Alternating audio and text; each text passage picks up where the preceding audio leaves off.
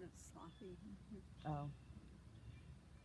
I forget that I have the option in the agility step. Yeah.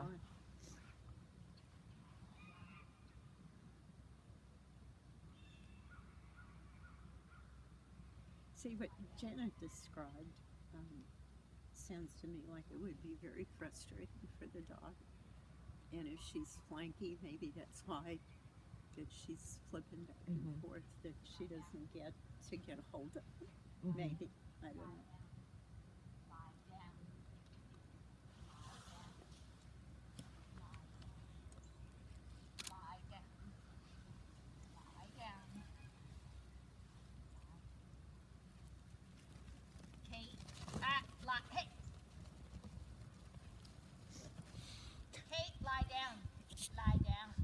Good.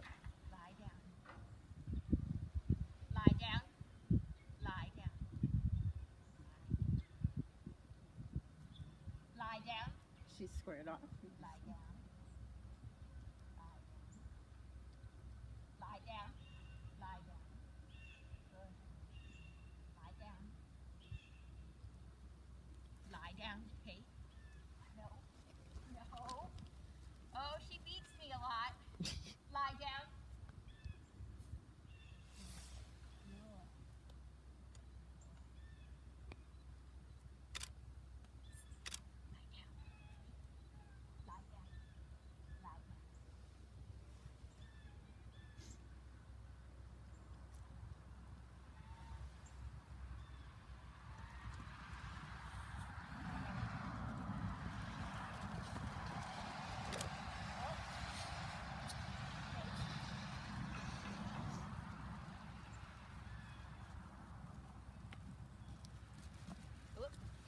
She's fine, Janet.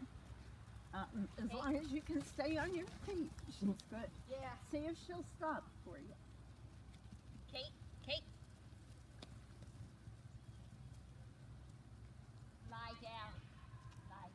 Good girl. Now, if she has a stay in agility, She doesn't do agility. okay, good. My dogs don't either. Finally, right? A border collie that doesn't do agility. Kate. Once you get her down, get between her and her sheep. She looks fine. Kate, down. Down. Lie.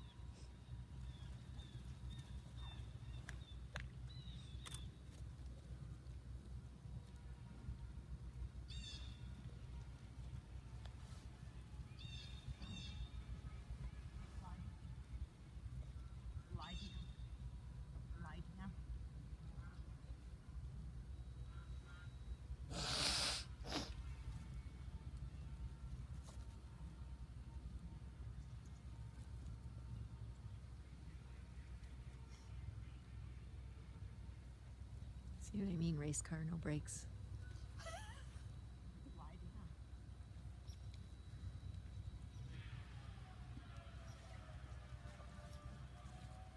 Yeah, she's too fast. I can't take a picture. Yeah.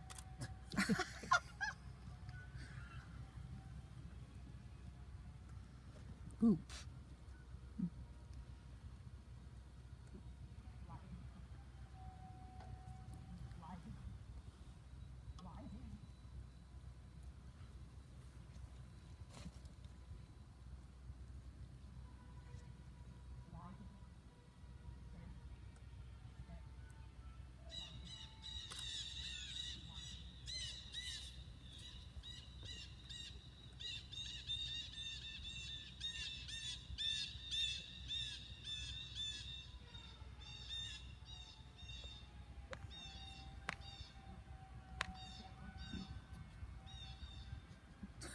What?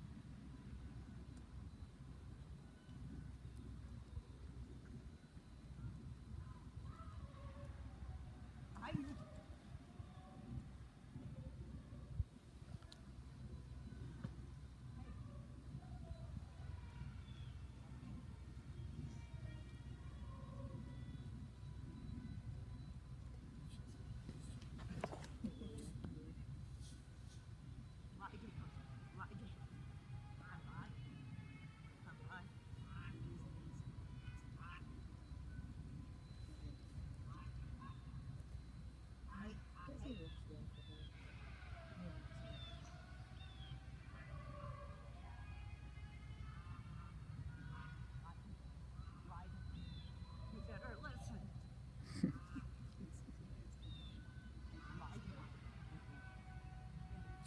Yeah, I was going to get after you, Janet, the obedience person.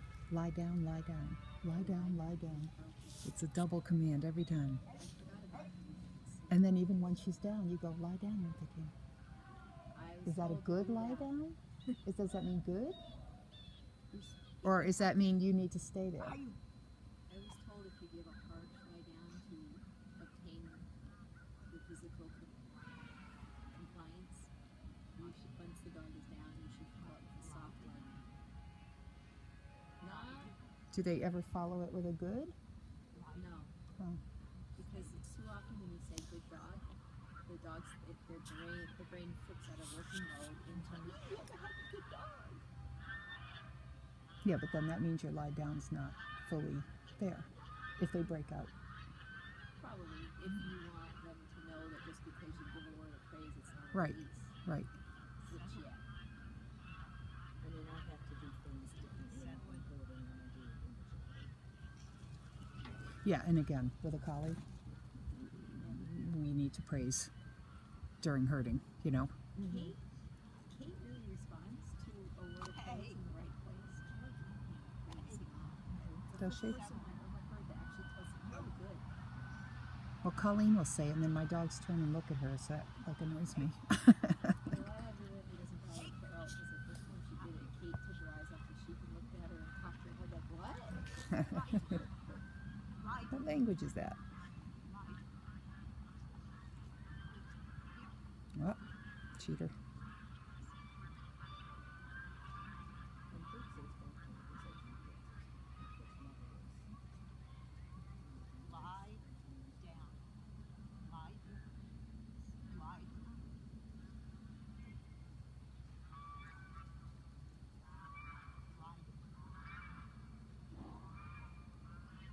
down. Lie down. Stay. Stay. Stay. Lie down. Stay. Mm. Good girly.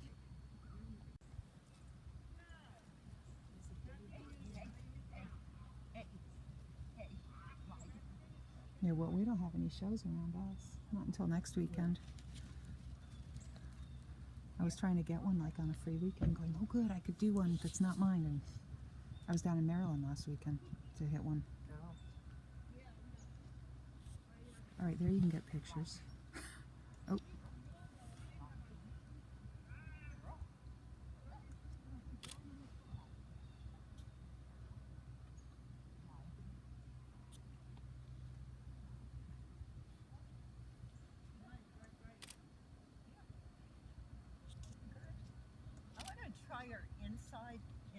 all. Okay. This is this. Because Right. when she's running at top speed, I know she's just going, her body's working, but her brain is somewhere else. Right. Because a lot of times she does her best work when she's got that slinky trot. Of course. I mean, she can Yeah. trot like a standardbred, but Yeah. that's when the ears are forward and you can see that And you know she's thinking focused about and it. Thinking. Yeah. But- Yeah. She just needs to calm down, you know. But she's cute. Driving will help.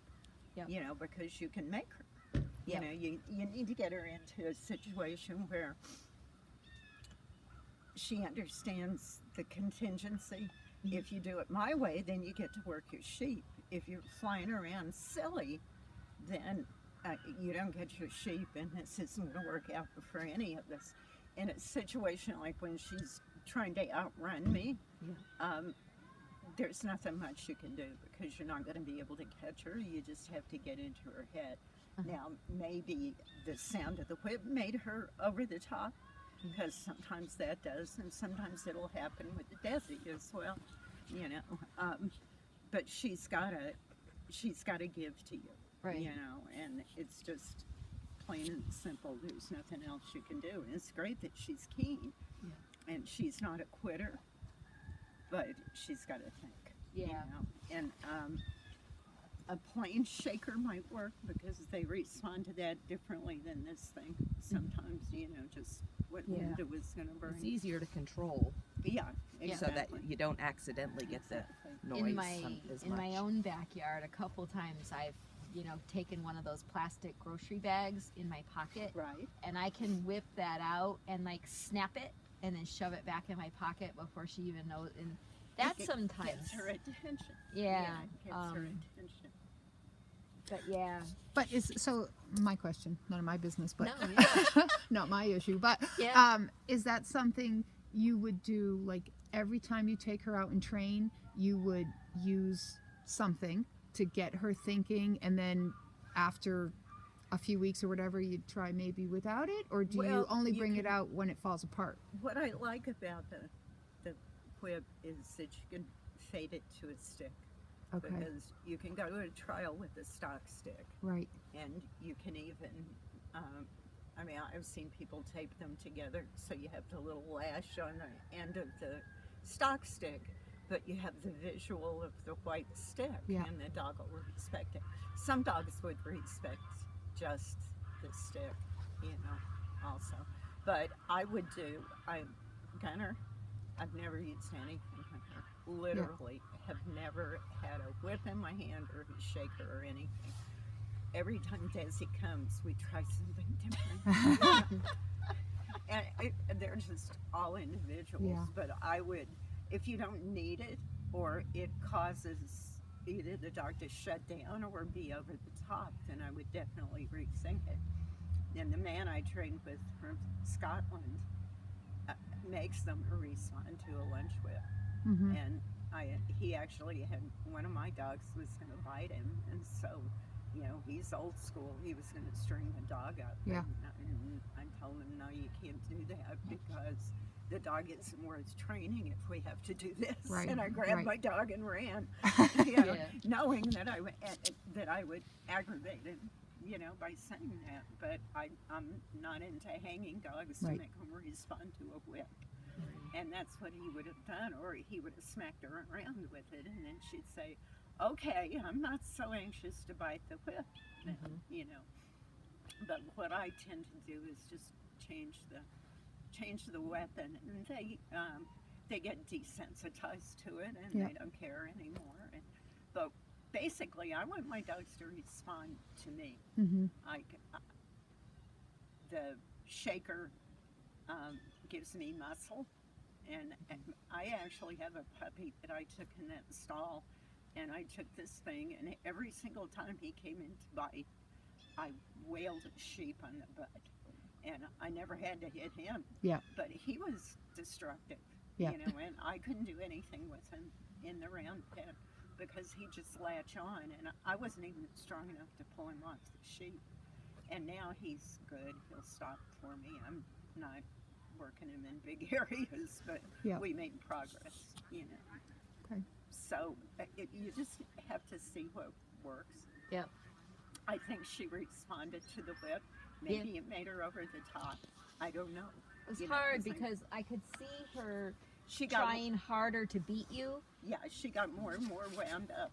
And so I wasn't sure if it was the whip or just the cumulative excitement because she'd been working for a little bit and she really had been she'd been beating me around and Yeah. you know. Well, it's prior experience, but it's also, if it's not working, don't keep doing it. Yeah. And what I was doing with her, she responded at first and she gave to me, and then she figured out that I couldn't make her change directions, that I couldn't counter what she was doing if she stayed right here on me.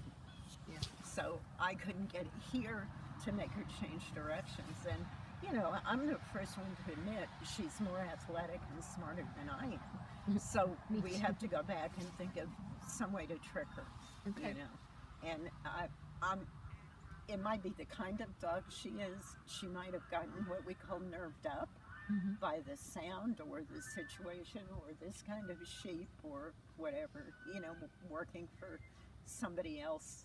Who knows, you know, but when they get over the top like that, you have to rethink what you do, you know, and try different things. At this point in her, at her age, at about 20 months, do you feel that there could be an element of immaturity still factored in? I'm not trying to make an excuse. I'm just trying to figure out if she was another year older, do you think she would be more settled into responding to me? I mean, not provided I know- keep working at it and telling her that, no, you have to listen to me. But see, if you start her I work puppies from 5 months old, if Yeah. they will. Yeah. You know, if they're not ready to start, then I don't, you know, because it's like sending a kid to kindergarten. But if you waited until she's 3 and the same thing happened, Mhm. you're still going to be in trouble. Yeah. And I think what you need to do is figure out a way to get her to respond to your physical presence now, Yeah. to acknowledge that you're there. And, you know, I have a lot of success in a very small area because they don't have any choice. Yeah. I mean, I'm there, you're there, whoever is in there with them, you push them around. If you don't like what they're doing, you have a chance to shut them down. Sure. Plus, it desensitizes them to the presence of the sheep. Yeah. And I do that either to teach the dogs to bite. If I have a wimpy dog, I mean, Gunnar has spent a lot of time in a small area learning to come around and move sheep because she's a weenie. Yeah. A dog like her, maybe she just learns to go around them calmly rather than, because she can't fly around. Right. And, you know, if you have the courage to get in there with 3 or 4 sheep and she comes around one way, you can get in her face and make her go the other way and she'll respond to you. And that she's just kind of in business for herself and they figure it out. Now, one thing you could do is catch her up and make her respond to some kind of a training tool. Like basically what I tried to do with the whip that probably maybe jazzed her up, but you could try to make her respond to a shaker. This is what we're going to do. This is a shaker, and when she moves away from you, then she's a good girl. And you give her a sheep or let her do, you know, let her work. But she's not a quitter, and that's excellent. You know, she's not going to run to the gate and say, well, if you're going to correct me, I'm going to go home. Yeah. So you have a lot of leeway in finding out what she'll respond to and working her. You have to find a way not to let her do this circling thing because then she's in charge. You know, you just can't have them in charge. They already know more than we do. So it's like riding a horse. If they knew they weighed 1,200 pounds, we'd be in so much trouble. You know? Yeah. You can't let her know that she can do this. Yeah, you're right. And I think, you know, again, I default back to the fence because so many times it's the only way I can get the upper hand back, because I don't have the obedience on her or the respect on her to stop her. Even if she's on balance, she just uses the slightest excuse that if I step towards her, she's like, oh, you must want me to flank, you know? Right. And it's like, like I had mentioned to you at the outset, she actually is a tiny bit better, if you can believe it, because she looked pretty horrible out there. But I mean, I don't think she's horrible. she at didn't all. even- It's just a training stage that you haven't gotten out of. she didn't know what it felt like to have the ground on her belly. I'll put it that way. Right. And she's now getting to the point where she is laying down most of the time that I tell her. And if I give her a few good stays, but I haven't quite sold her on the fact that, you know, I think there's a part of her that isn't completely sold yet on the fact that she's working for me. Right. So And it's not that she's saying, oh, well, I'm not going to work for mom. No. It's, she just doesn't understand. You Yeah. know, she hasn't figured it out. And I don't routinely stop them before they're out and giving to me. Yeah. I want them to move away from me, and I want them to stay off their sheep. Then you have a fighting chance at getting into their heads and teaching them to stop. As I think stopping for a border collie or a dog that's really into their sheep, like your dog is into her sheep, it's punishing. Mm-hmm. You're taking something away. So it's negative punishment. You're taking the sheep away from them by making them stop. So I think it's very hard for them. So in the beginning, what I try to do is lie down, come by. Good girl. Or, I did it. Can "Oh, I have the look, sheep? didn't she do?" So you pair it so in the beginning so that you have an instant reward for stopping. Yeah. You know, but and down the road you can't teach them anything if they won't stop for you. Absolutely. I don't routinely do that in the beginning. Mhm. You just have to find something she'll respond to.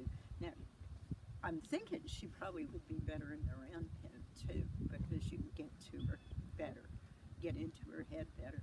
And it's a matter of respect for where you are and what you're doing. Mhm. Just like I don't let my dogs touch me. I have a fused ankle and arthritis and everything else. Do not touch me. You go between my legs, she gets stuck there. Yeah. You know, and I hold them until they say, "Oh, I don't ever want to do that again." So she just needs that kind of respect for where you are. And I know this is like we were talking to people right about agility dogs. Yeah. I can tell you need that. Yeah. You know, we need to figure out a way to get into her head a little bit. And she just needs to just say, oh crap, you know, that's the bottom line. And then once she says that, once she says, you're really scaring me here, we can say, good girl, and you can have your sheep then because you're good. So, you know, we'll work on it again. She was good with me in the beginning Yeah. because she's a little bit concerned about who I was, and then she said, you can't catch me. Right. So, and she was right, you know. Yeah. But if you get on that balance point, she'll stop for you, and then you can talk to her and go over it. Then you have something to praise too. If you get on that balance point and she'll stop and stay there, then she's a good girl, no matter what she did before that. So that's nice. But we'll work her again. Okay. Kate, that'll do.